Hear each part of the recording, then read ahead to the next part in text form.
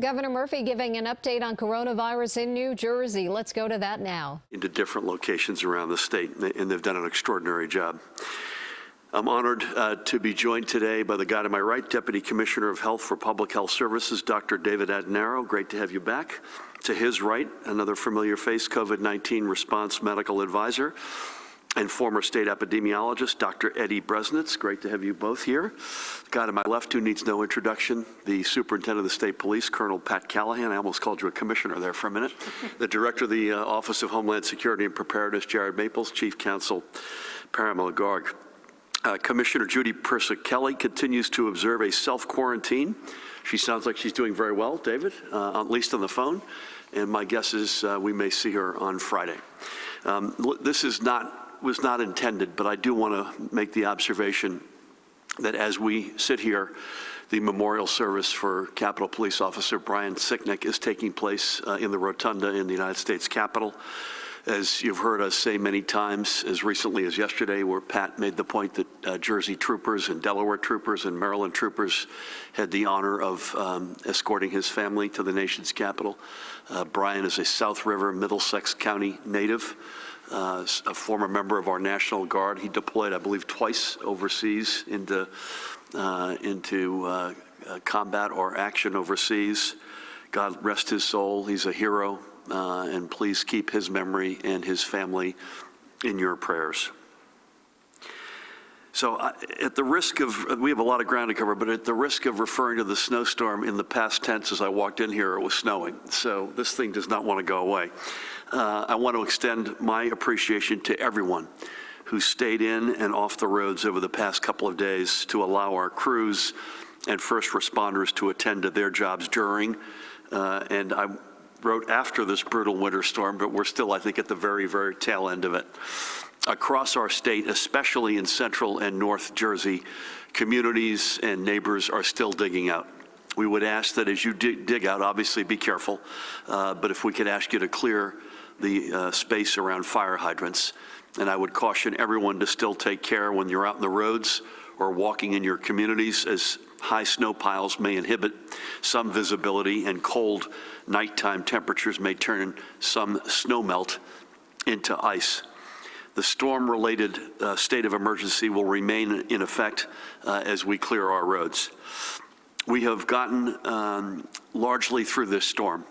In the next several days should have temperatures above freezing to get things melting, just in time for some rain, I believe, on Friday, Pat, and another potential snow on Sunday. And I know you'll talk to that briefly today, with below freezing temperatures on the back end of that front. We referenced this over the past couple of days. This vies for the most accumulation of any snowstorm in the history of our state. It's in the neighborhood we mentioned yesterday. It was more than 2010, the day after Christmas. It's competing with, I think, 1996 and 1899 at this point. And someone will certify whether or not it actually beat those storms. But the fact that we have black roads out there, the fact that we had so few power outages. I know we had a lot of accidents and motorist aid calls, which Pat will go through, but it was a remarkable effort by a whole thousands of people. DOT had 4,000 pieces of equipment on the road for a lot of that storm. State police were out up and down the state, the Board of Public Utilities, the utility providers themselves, and the men and women who were going up on the lines, local county and local support, whether it be in first responders or otherwise. It was an extraordinary effort, and to have the ferocity of a storm like this, and to be sitting here largely moving around, maybe not entirely normally, but pretty close to normal, is a testament to those thousands of folks. So, Pat, to you and yours, and to all the other folks who are out there, hats off to you. So next up, we've got a fairly significant announcement. Today, I will be signing an executive order that will carefully and responsibly increase indoor capacities at a number of our businesses and venues from 25% to 35%. And this order will take effect at 8 a.m. this Friday, February 5th. I feel confident in signing this order because of the recent trends in our hospitals and our rate of transmission. For instance, on January 13th, we reported 3,726 confirmed and suspected COVID cases in our hospitals. Today, 3 weeks later, we're reporting a decrease of about 20% from that number. Now, while some of these numbers are still high, and we'll get to that later, we believe that we can make this expansion without leading to undue stress or further stress on our health care system. And let there be no mistake, the proprietors have done an exceptional job, but so much of the credit needs to go to the millions of you who have taken your responsibility for ending this pandemic to heart through constant social distancing, wearing your face masks, and just exercising common sense. By the way, that was Pastor John Taylor, who calls me every so often to tell me that he's praying for me, so I will tell him when I call him back that you and I were together, state police chaplain and friend. So first, as of Friday, all restaurants will be able to expand indoor dining to 35% of their listed capacity. That's up from 25%. I'm proud that we've been able to protect our restaurants from the roller coaster of openings and closings that other states have had to implement. We have been consistent in our approach. Because we opened indoor dining responsibly, never once have we had to reduce capacity. And now, because of your compliance, we can further expand indoor dining. And let me just say two things on this. We opened indoor dining on Friday, September 4th to 25%. And I've said this, I don't know this to be the case, but I believe it to be the case. We're the only state in America that hasn't wavered up or down from that. And today we go up, and we go up responsibly. Secondly, as David will attest, there are variants out there. I think if there were not variants, we could see where this curve is headed, and you add the vaccine on top of that. So that is the one caution or footnote we would put on this. We will close, as you would hope we would, we're going to closely monitor this and make sure that we stay ahead of it. So in addition to the 35%, the statewide requirement that all restaurants end indoor service as of 10 p.m. will be lifted. However, and this is important, municipalities or counties may continue to regulate the hours of operation of in-person restaurant service after 8 p.m., as they've been permitted to do, by the way, since mid-November. This approach gives local officials the ability to respond to unique situations where they are noticing non-compliance. The prohibition on seating at indoor bar areas will remain in effect, as it creates a danger of close and prolonged proximity between and among patrons, bartenders, and servers. Additionally, indoor entertainment and recreation areas, including casinos and gyms, may also accommodate 35% of their capacities, as may all personal care businesses such as barbershops and salons.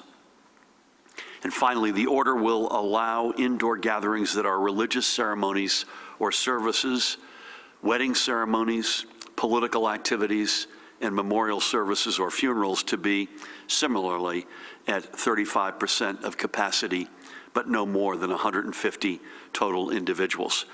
Performance venues may also expand to 35% of listed capacity, but no greater than 150 individuals.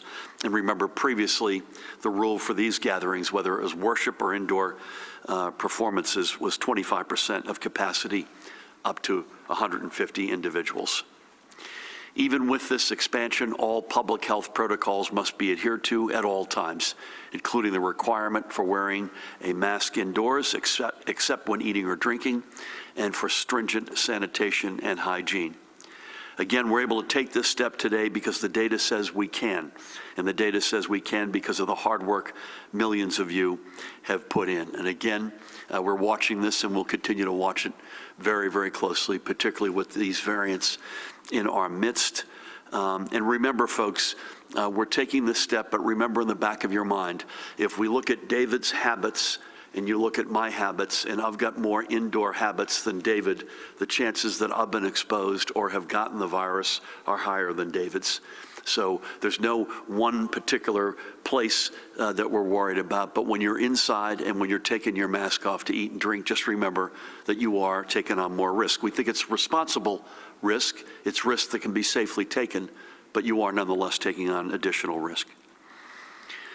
Let's turn our efforts to end this pandemic so we can get back to 100%. Our dashboarders are reporting a total of 837,225 total vaccine doses administered as of this morning. That's roughly 691,000 firsts and 146,000 seconds. All 6 of our mega sites are back open today. In addition to those who were already scheduled for their vaccinations today, our mega sites will also begin serving those whose appointments from the past 2 days were rescheduled because of the storm. This will not create any sort of domino effect for future vaccinations, and all doses are accounted for. I know and we know that appointments remain hard to come by, but please understand that this is because we just don't have the supply we need to satisfy demand. As our supply, which we receive from the federal government, increases, we will be able to open more and more appointments. As we've said many times before here, this is not a matter of capacity. We have purpose-built a program that can meet demand in terms of capacity. We just need more doses. We ask for your continued patience, and overwhelmingly you've been great. And I also want to say that the Biden team, there was another call with our team yesterday. They're doing an extraordinary job, particularly given what they walked into. And they're already showing meaningful progress, and I know that progress will only get better in the weeks and months ahead. I also want to reiterate something that we've referred to but haven't gotten into in a lot of detail, which is our across-the-board commitment to ensuring equitable access to vaccines. As it pertains to our mega sites, we have chosen locations which are all readily accessible, not only by car, but by mass transit. Many of the individual vaccination sites listed on covid19.nj.gov/vaccine are similarly accessible, and many are located within community health centers, which already are a cornerstone of their neighborhoods. To further bolster these efforts, I'm pleased to share that an additional federal retail pharmacy program will launch next week through our continued partnership, in this case with Rite Aid and CVS. Since most Americans live within 5 miles of a pharmacy, this program will expand our footprint in areas of high need and is poised to receive direct allocation from the federal government without tapping into the state supply. So this is an addition to our state supply. I had the good opportunity to speak to incoming CEO. Now she started, I think this is her 3rd day, Karen Lynch. David, you were on with me on Friday. Talk about walking into a blizzard, literally and figuratively. We are also actively supporting local vaccination efforts being undertaken by our cities. And through our partners at CVS and Walgreens, and through the Federal Pharmacy Long-Term Care Program, we have what I would put up against any other state as far and away the most inclusive and equitable system for vaccinations in our long-term care and congregate care facilities. And as we move forward, we will be working directly with our communities of faith to turn houses of worship and other community gathering places into vaccination centers for local residents, essentially bringing the vaccines to them. And you'll remember that we undertook these partnerships throughout last spring and summer to ensure access to COVID testing. And we're going to follow the same game plan and model for COVID vaccination. And I want to give a shout out, Pat, to partners of ours who have been with us from the beginning. That's FEMA. FEMA will be very involved with us, whether it's at the mega sites, whether it's working with us in communities of faith, places of worship rather, or community centers to help us execute the plan. As it relates to one of these community gathering places, I'll be visiting one site next week when I travel with Mayor Steve Fulop to the Greenpoint neighborhood of Jersey City in the Mary McLeod Bethune Life Center, a place I've been many times over the past number of years to visit with residents receiving vaccinations there. We know that this virus has had an outsized impact on our Black and brown communities and in communities that have been historically under-resourced, especially in terms of medical care. Read about Los Angeles County in today's New York Times, and it's a graphic example of what that means. And by the way, this is, after all, as of 3 days ago, Black History Month. And I think that we all share a common goal of using this month wisely to help make COVID-19 history. Now, before we get to the rest of today's numbers, 2 more quick announcements. First, I want to give an update on the effort we've been engaged in since the summer to ensure that all of our students have the resources they need for remote learning, whether it be computers or internet access. Please join me in looking at this eye chart. And moreover, closing our digital divide is just as crucial for when this pandemic ends. We can't provide a 21st century education if any significant percentage of our students don't even have 21st century tools. So when we began the work of closing the digital divide, it was estimated that more than 231,000 students statewide had fallen into the gap. Today, that number stands at 413. There are just 266 students still needing devices, 132 in need of internet access, and 15 who need both. These students also are not clustered in one specific school or district. As we mentioned a few weeks ago, Lakewood had a particular supply issue. That's not the case today. And the department will continue to work with the educational leaders in these schools to get these students what they're lacking. To be sure, 413 is still 413 too many, but it's a whole lot better than 231,000. We have closed 99.99% of what we uncovered in the summer, and we will get this to 100%. I have to give a huge shout out to Acting Education Commissioner Dr. Angelica Allen McMillan, and before her, let's remember the great work by Interim Commissioner Kevin Deemer and their team for all they have done in partnership with our districts. Our investment in closing the digital divide is paying real dividends.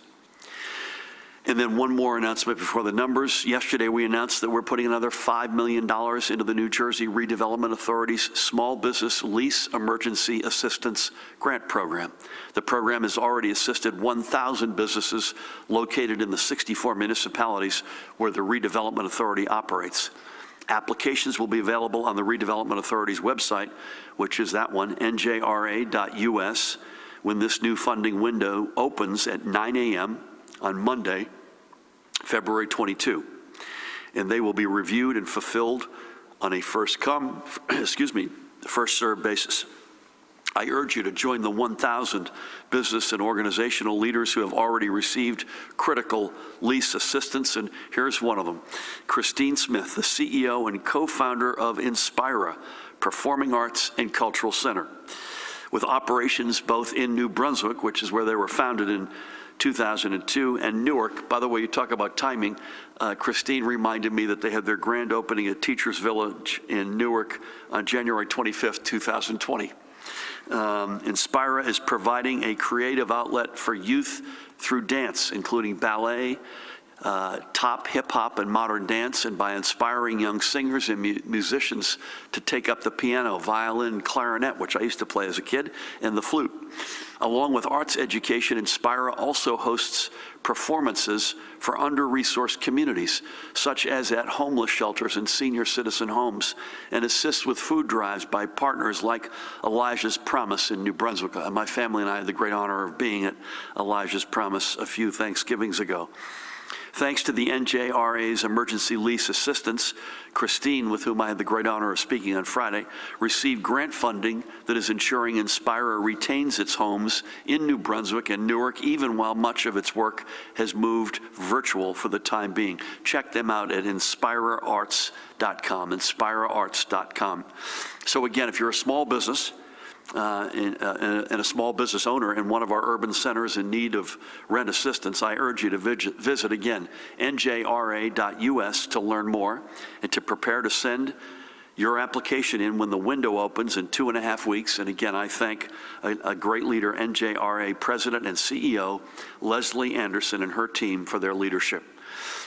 With that, let's get to the rest of the numbers.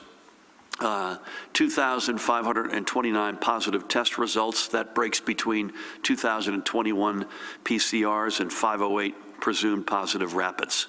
The positivity rate from 23,030 PCR tests recorded last Saturday was 11.65%. I've said this many times and I want to underscore it. When you have the results from a weekend, you tend to have numbers on the positivity, at least, that get skewed because you've got fewer folks getting tested, and they're probably only getting tested on a weekend in most cases, or at least disproportionately, put it that way, because they need to. They've got a symptom or they've been exposed. The rate of transmission remains below 1, although up a little bit, 0.95. In our hospitals as of 10 p.m.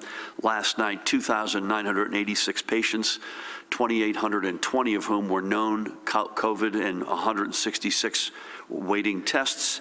Intensive care, 525 of those patients, 374 ventilators on use, and throughout the day yesterday, 162 live patients were discharged. However, another 288 patients walked in, and at the risk of comparing apples to oranges, hospitals reported 41 not yet confirmed losses of life in the hospitals. However, we can confirm that there were 52, we're announcing 52 lives, blessed lives lost from COVID.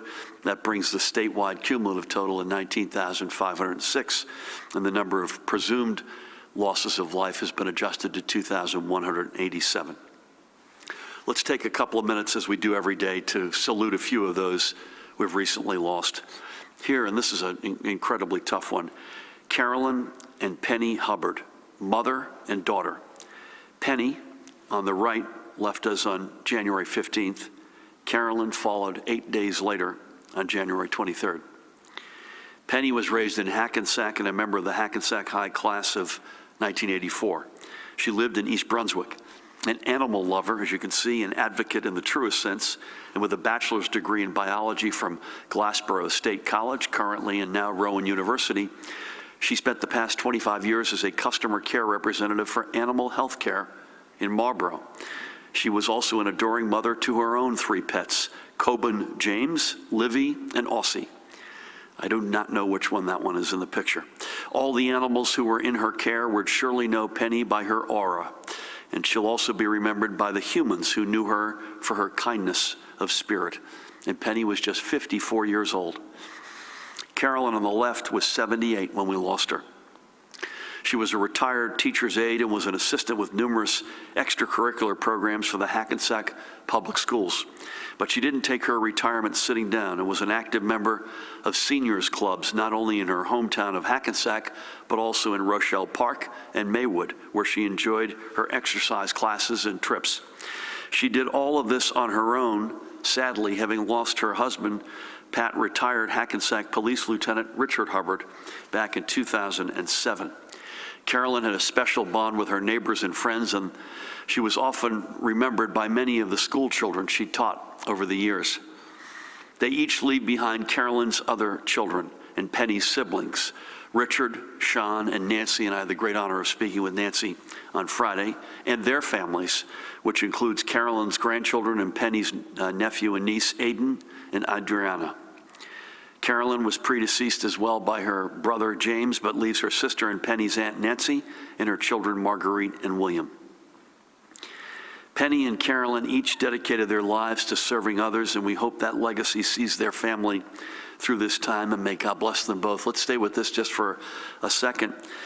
We heard about Carolyn and Penny from Glen Rock Mayor Christine Moriaco, and I thank the mayor for raising this with us. Nancy, with whom I spoke, is a postal worker in Glen Rock for 30 plus years. And when the town heard about the loss of her sister and her mother, the town just literally gushed out with money to help her pay for the services and all that went with it. Just an extraordinary. So to Mayor Moriaco and to everybody in Glen Rock, hats off to you.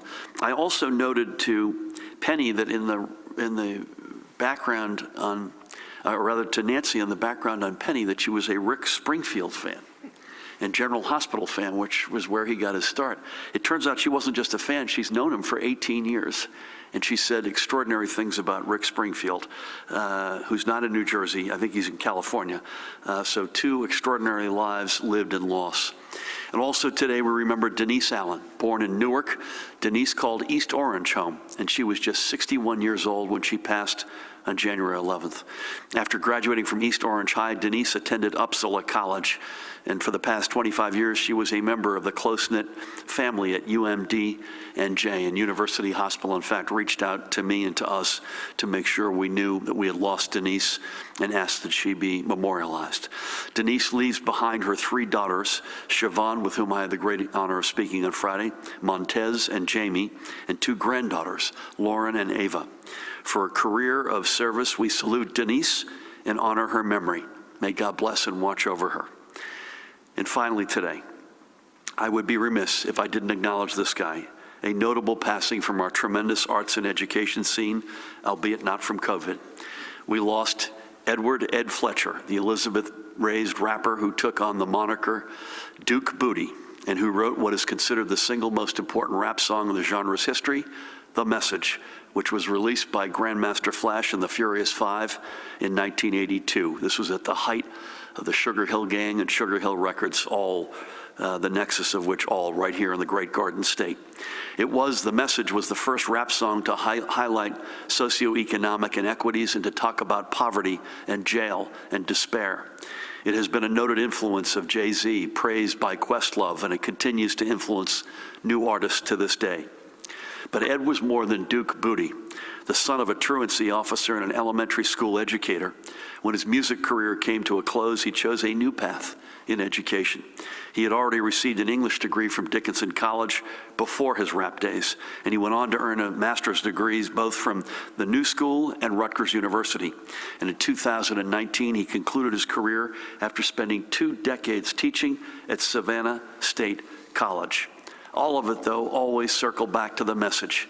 In a 2013 interview in Savannah, he listed what were called the Fletcherian principles, and I quote Ed: "Figure out a way to take care of yourself, legal. Find somebody you can stand that can stand you. Pay your taxes and take care of your teeth." God bless him. He leaves behind his wife and high school sweetheart, Rosita. They married in 1976. He's also survived by 2 children, Owen and Bernice, and 5 grandchildren. And Derek Roseman, our colleague, reminded me that Owen, for a time, worked at the New Jersey General Assembly and was an impressive guy. A tremendous life indeed. So that's where we'll leave things today. It is now my pleasure to hand the briefing over to the Deputy Commissioner for Public Health, the guy to my right, Dr. David Attenero. Thank you, Governor. Good morning. With the storm behind us, regular vaccination is resuming in the state. As you know, our vaccination megasites were closed on Monday and Tuesday due to the storm, but have reopened today. Anyone affected by the closures Monday and Tuesday should have received a call, email, or text from the healthcare or other operating partner at the site to have their appointment rescheduled. Those who receive cancellation notices through the New Jersey State vaccination system will receive notice of their rescheduled appointment. If they made their appointment through another system, rescheduling should take place through the same system. Thousands of appointments at the state's megasites had to be rescheduled, but sites were able to accommodate those individuals with appointments through the week. As of 9 a.m., all megasites have received their vaccine shipments, and we expect the bulk of our weather-delayed vaccines to arrive today and tomorrow. The vaccine call center remained operational through the storm and continued to pre-register individuals, answer questions, and provide contact information for sites. They did not schedule appointments Monday or Tuesday due to the storm causing appointment cancellations at vaccination sites. They are currently assessing the full impact of the storm on appointment availability and hope to begin scheduling soon. We initiated sending second dose appointments Saturday evening from the state's vaccination scheduling systems. Several thousand appointments were successfully sent, but due to the storm-related emergency, we had to pause additional notifications to focus on storm-related appointment cancellations. We expect to resume sending those notifications soon, likely today. Second doses will be delivered within the window of time recommended by the CDC. Any delivery of vaccine that was scheduled for Monday or Tuesday has been moved to today or Thursday. We continue to see increases in allocations, and the federal government continues to assure us that we will receive all second dose allocations. Although the storm did disrupt operations, we continue to see more and more individuals getting vaccinated. Just last week, 230,000 doses were administered in the state. Our hope is that the federal government will continue to increase vaccine supply, but currently doses are still very limited. So we continue to ask for the public's patience. There is still an imbalance between supply and demand. Moving on to the department's daily report, as the governor shared, our hospitals reported 2,986 hospitalizations of COVID-19 positive patients or persons under investigation last evening. There are 525 individuals in critical care. 71% of those in critical care are on ventilators. There are no new reports of multisystem inflammatory syndrome in children. There are 84 cumulative cases in the state. The children affected have either tested positive for active COVID-19 infection, had antibody tests that were positive, or COVID-19 exposure within 4 weeks prior to symptoms. In New Jersey, there are no deaths reported at this time. 2 of these children are currently hospitalized. The governor reviewed the new cases and deaths reported. In terms of deaths, the breakdown by race and ethnicity is as follows: white 55%, Black 16.7%, Hispanic 19.1%, Asian 5.1%, other 3.6%. At the state's veterans' homes, there have been no new reported cases amongst residents. At the state psychiatric hospitals, there have been no new cases amongst patients. The daily percent positivity as of January 30th for the entire state was 11.65%, Northern region 11.27%, Central region 12.11%, and Southern region 11.94%. That concludes our daily report. Stay safe, continue to mask up, social distance, stay home when you're sick, get tested, and download the COVID New Jersey app. David, thank you. And thank you for stepping in here the past couple of our press conferences and for your leadership. Pat, you had a lot on your plate these days, so compliance, any post-mortem on the storm, would love to get the final if you've got it, accidents and motorist aid calls. And remember, that's just state police. You've got on top of that local county DOT personnel. Any sense of the weekend weather? I know it's early, and we'll probably hit that pretty hard on Friday, I would guess. But all the above, thank you for everything. Take it away. Thank you, Governor. Good morning, everybody. With regards to executive order compliance, since we last met, there's been 3 that were reported to the Rock in Hoboken. The Hoboken Elks Lodge police responded to there and issued a summons for a violation of the governor's executive order. In Gloucester Township, investigators from ABC responded to the Texas Roadhouse. That was at almost 70% capacity in violation of the EO. And in Ventnor, police responded to the Island Gym and noticed several EO violations, and the owner was issued for that. A post-mortem on the storm, troopers, again, to the governor's point, this doesn't include law enforcement, local or county, but our troopers handled 918 motor vehicle accidents and 1,693 aids, so over 2,600 calls for service through what was also, to the governor's point, one of the worst storms that we've had. The storm that we're monitoring for Sunday could bring certainly measurable snow. We anticipate those preliminary snow maps by Friday. One thing that we are fairly certain of, though, Governor, is the bitter cold temperatures that are going to come in next week behind that storm. So we're keeping a close eye on that. And Friday, we should certainly have more confidence in the forecast. And I will just close with, and although I was no Benny Goodman, I too played the clarinet when I was a kid. That's true. Wow. Thanks, Gov. Benny, you don't get Benny Goodman invoked to press conferences often these days. Got to adjust to that for a minute. Acker Bilk, another one. Look that one up. Stranger in the Shore, which is one of the song I always wanted to play and could never get there. This gives me the opportunity to stay. We'll start over here with Matt Arco. Tomorrow we'll be in the rhythm, weather providing, that we have wanted to be in, which is tomorrow. Virtual will be back Friday at 1 o'clock unless you hear otherwise.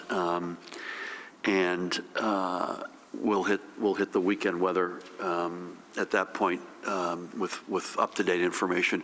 Your point about the cold temperatures, you look at the weather for next week, clearly whatever is on the ground on Sunday is going to stay on the ground for quite a while. So folks, again, 211 for a warming center. 211.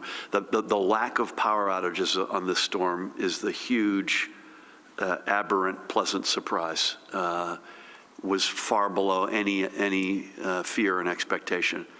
So hats off again to the men and women who were up in the polls, putting people back into power. I don't have a number right now, but it's 78, yeah, something. So it's literally it's under 100. And to the electric service providers who did an excellent job. And again, Joe Fiordalisa at the BPU. Again, more on the weekend weather on Friday. With that, Matt, we'll start with you. Good afternoon. Good afternoon, Governor. With the announcement today on restaurants, any consideration in following New York's lead and making restaurant workers eligible for the vaccine? Governor, do you know how soon houses of worship will start giving out vaccines, and will people sign up through the state directly or through the site? And can anyone go to those houses of worship, or only members of the houses of worship? How many people will be vaccinated next week at Bethel Center in Jersey City? Have they already started vaccinations there? And on CVS, CVS announced yesterday that it will start vaccinations on February 11th. What more can you tell us about Rite Aid? Real quick on marijuana, deadline on pot legalization and decrim is on Monday, and the legislature isn't scheduled to vote on a cleanup bill. Any announcement on a plan on a CV or whether you'll sign the bill? And just lastly, Doctor, is there any update on any of these highly contagious strains? Any new ones been found in New Jersey other than the UK one? Let me jump in, and then maybe on that last one, Eddie Bresnitz, if you could weigh in. I was going to tee you up on that one as well. Also, we've got 11 cases of the UK strain in the state. That's the one variant we know. The other part B of that question, I'd love to tack to Matt. Any updated sense, Eddie, of the efficacy of the vaccines against the variants? Nothing to report on restaurant workers, but very happy to be able to take the steps we're taking. On houses of worship, working that plan through as we speak, so don't have any specific details. We've had a lot of extraordinary leadership among our faith leaders. And we saw it, as I said, first in testing and now in vaccines. And FEMA will be a big partner of ours in that endeavor. So details coming. I can't tell you the specifics on Jersey City. Mahan, can you follow up with Matt? I believe they are administering already, and I just can't give you a number, and we'll get back to you. Yes, CVS got out there a little bit ahead of the plan, but the details still unfolding on that front as well. Both CVS locations, they started to talk to some of the locations they were going to target in New Jersey, and Rite Aid not yet. We're working with each of them. Again, the big point there is that's another channel in addition to the doses that we're getting as a state, and that is, those are by definition, I think I mentioned everybody lives with at least within 5 miles of a pharmacy, and these in particular are in densely located communities. We didn't hit this, by the way, earlier, but I meant to, so allow me to just say the following. Remember, this is, again, putting CVS, Rite Aid, what we're going to do with our faith partners over to here for 1 second. Of the two main channels, what the state can control, the mega sites and the community centers, and then the over here are the CVS Walgreens administered long-term care programs. A couple of weeks ago, a week ago Friday in fact, the CVS Walgreens amount of shots administered divided by amount of shots that they had received was 12%. And David's been all over this. That number stands this morning at 50%. So it is clearly, as we had predicted, they've got these scheduled appointments. They're going to your mother's nursing home. They know how many people work and live there. They put it aside, and then they chop through it. On the state side, number of shots in arm divided by doses that we've gotten, 70%. So both of those numbers, as we predicted, moving in the right direction. We just need more supply. Nothing to report on cannabis, Matt, other than to say, and I may well have said this already on Friday, we had a really good Zoom with the Black Caucus on Friday morning. Really productive. Not to say that we solved all the challenges, but it was a really good, frank, constructive discussion. And with the pandemic, that just like a lot of things, we haven't had as much of those of late as we had wanted to. So it was really good to be back in there. But I've got nothing new to report beyond that, other than it was constructive, and our coordination with the legislature continues to be a constructive one generally as well. Eddie, variants, any new update? Any particular assessment of how the vaccines work against them? Great to have you with us. Thank you, Governor. Well, in the U.S. and in New Jersey, the vaccines are still working well as far as we know against the variants. There have been I think about 500 or so that have been reported of the B.1.1.7 or the so-called UK variant in the U.S. And I'm not aware of whether they've looked to see how many of those might have actually been vaccinated previously over the last month and a half. And if they had been vaccinated and they basically were infected with this, we would call that breakthrough disease. But I'm not aware that they've actually looked at that yet, but they will be. New Jersey, as you mentioned, has had 11 reported cases, all the UK variant. And the other 2 or 3 are just a handful now in the country, none in New Jersey.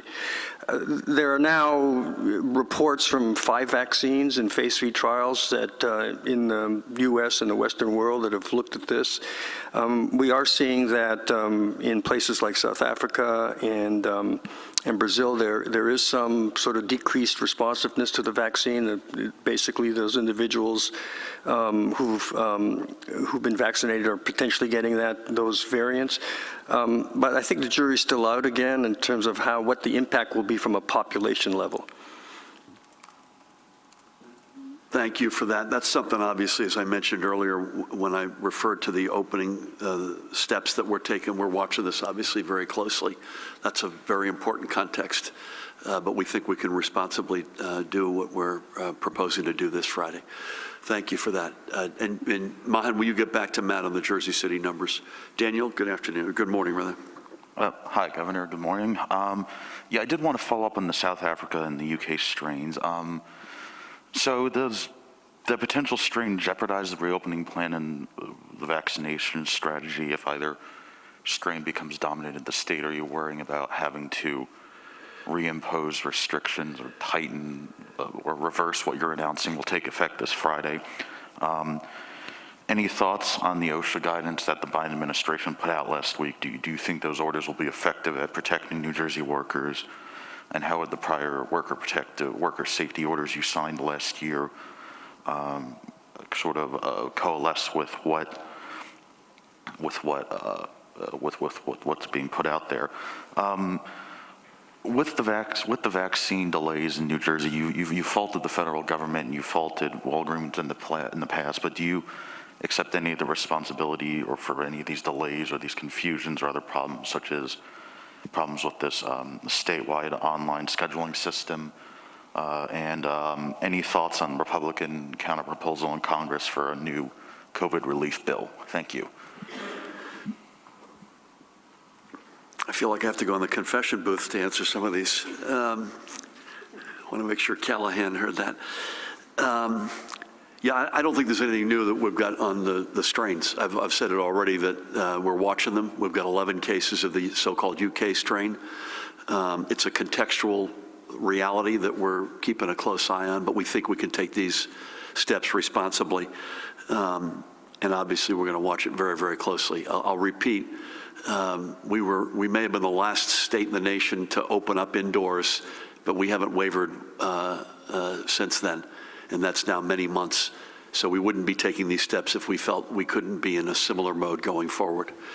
OSHA guidance, I have to admit I've not read it in chapter and verse, but thank God guidance has come out. Remember what I signed in New Jersey, and I want to thank Congressman Don Norcross for fighting the fight so aggressively in Washington. We did what we had to do. We did what we did because the federal government wasn't doing anything. I don't have a particular answer of how well this syncs up, but we welcome it, period. And Paramount, anything you want to add to that? We're having good discussions with the administration on how our state worker protection EO will interact with that federal standards. We're having good discussions with the administration, period, which is a good thing. I'm not worried about it. We're working it through. We're good. We're good. But again, bear with me because I don't have a full and complete answer for you. Listen, we're with all due respect to the premise of the question, do you take in responsibility? This isn't a blame game. We're calling the facts as we see them. So we've built a distribution system with 270 points, and that number is going to grow. We talked about at some point sooner than later houses of worship. We talked about CVS Rite Aid with points. So we said we're going to build that out ahead of any certainty on the supply. The supply is less than what we were sort of promised and indicated in early December. It is what it is. The Biden team are making great progress to back and fill on that. The long-term care piece of this was not acceptable. I don't know how else to put that. There's a federal program. We put in the broadest definition of long-term care facilities of any state in the nation. And I want to give Judy and David and Eddie and their team a big thank you for that. And then they started scheduling them, and they're now finally picking up the pace that we need them to pick up. We've had vendor issues with the pre-registration and the not the call center, but the ability for folks to call to pre-register online. We've worked aggressively with the main principal vendor. It's gotten better. So nobody is blameless here. This has never been done in the history of the United States of America. So by definition, you're not batting 1,000. And I would just say that to the millions of folks out there who have had extraordinary patience, we thank you. Please keep it up.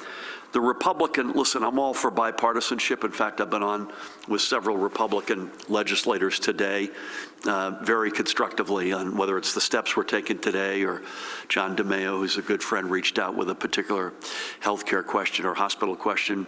I believe when you can find common ground, it is incumbent. It's our responsibility to find that common ground. They went to President Biden on Monday afternoon with $0 for state and local aid. Zero. They're not watching the same reality that we are. That means $0 of state and local aid. That means we have to cut services at a time when we need them the most. People would lose their jobs, frontline workers like firefighters, police, educators, healthcare, EMS. I don't know what movie they're watching, but it is not the one that is playing out. I spoke to Speaker Pelosi. I'm losing track of days, Monday afternoon. Several members of our delegation, Leader Schumer's team. The president is right to proceed wanting bipartisan support, but the needs here are overwhelming, and they are crystal clear what needs to be done. There are they came up with $600 million versus $1.9 trillion, so less than a third.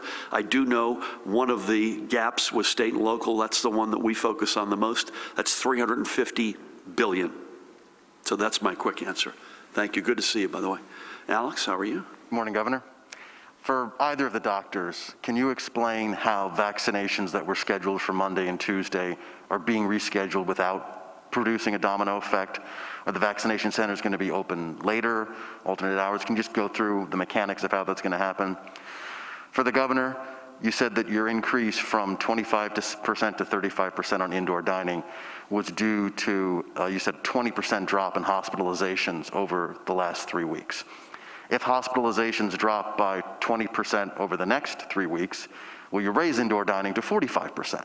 When do we get to 55%? Do you have a blueprint going forward here? Only if you buy me dinner. Okay. I'll see it afterwards. I hope like a big steak. Lastly, on indoor dining, you tried to bring back indoor dining 4th of July weekend. You brought it back Labor Day weekend. You're expanding it Super Bowl weekend. Is it time to just admit that dates determine data instead of the other way around? Does your mother know that you beat your dog? That sounds like one of those premises. May I say, David, you should answer the question, the first question about the domino effect. But remember, and I'll use the Meadowlands racetrack as an example. The reason why, in layman's terms, why this isn't going to create a domino effect is a simple observation. They have a capacity for 2,400 doses a day. They're doing 800 a day because of supply. So I don't want to get out over my skis, David, but if you take Monday and Tuesday and add it to Wednesday, you can still cover everybody at that particular location. And I think that's probably a similar reality at each of the mega sites. But David? And I agree, Governor. Most of the sites have excess capacity and some of them are not open every day, so they were able to shift over. Clearly, all these teams are going to have to scramble to make sure they have the needed personnel. They certainly have the vaccine, but all of them really had going into this contingency plans of which days they would move these individuals over to or which days they would ramp up. So I'm sure they're all scrambling, but most of them entered the weekend knowing that this was going to happen and had a plan of how to get it done this week.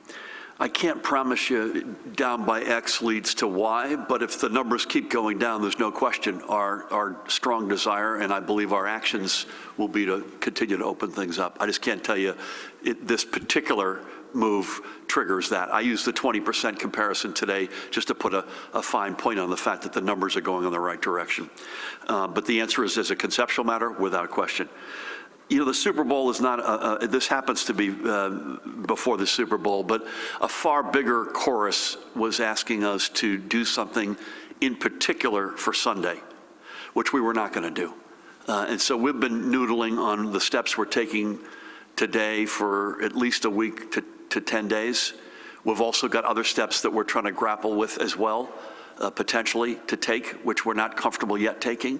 It does so happen that it is at this moment. We did open outdoor dining on Monday, June 15. That was not related to any holiday. And we had to push off indoor dining, as you rightfully point out, to September 4th. And I think gyms were a little bit before then. I would say this on the Super Bowl, please everybody, this gives me, I'm glad you asked it, because it gives me the chance to say, please do that responsibly. We haven't said that enough. Folks, we said that around Thanksgiving, around Christmas, around Hanukkah, New Year's. Please, please, please, this is not the year to let it rip and ask everybody to be really responsible, particularly if you're indoors, and I assume that's most everybody. Thank you. Sir.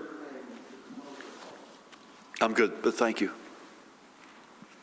Good morning, or afternoon by now. It is morning still. Oh, still, good morning. Good morning. Governor, the Earn Your Way Out law you signed last year took effect Monday. Has the Department of Corrections begun implementing it as required? And if so, what changes have they made to do so? The CDC has recommended since December that essential employees like grocery store and transit workers be prioritized for vaccines in Phase 1B. Advocates say many of these workers are people of color who've been more vulnerable to COVID. New York already allows these individuals to be vaccinated. Why aren't these workers being prioritized for vaccines here in New Jersey, along with other frontline workers? And finally, the city of Paterson is now using the NJVSS for residents to make vaccine appointments, but several people we spoke with today at the Paterson vaccine site got confirmation emails for the first doses, but were turned away at the door with no warning. The city says the state website should have informed people that their appointments have been canceled. What is your response? On the last one, I'd like to get, I have not heard that, but that's not to say it isn't happening. I'd like to get specifics. If Mahan or Parimal or somebody could get the specifics. Obviously, that's something we don't want to have happen. I've got nothing on the Earn Your Way Out law. Do you have any update on that, Parimal? We are working on implementing the Earn Your Way Out law, and we'll circle back with more specifics. And it will come to you with any news on that as we have it. On essential workers, we're crystal clear. We want to get to them. I mean, I've spoken mostly in that group that is not yet eligible. Again, if you're under 65 and you're working and you've got a chronic condition, you are eligible right now. I want to reiterate that. If you've got a chronic condition, you are eligible. But as a broad community reality in terms of essential workers, we absolutely want to get to them. The group that we've spoken most frequently about are educators, who I'm on with all the time. I've got another call with them this afternoon. I had a very good, constructive discussion with AFSCME, for instance, yesterday. We try to do that with the HPAE folks, obviously the healthcare workers. And so this is, we want to get as broad, as fast as we can. And the more supply we get, the more quickly we can do that. Thank you. Dave?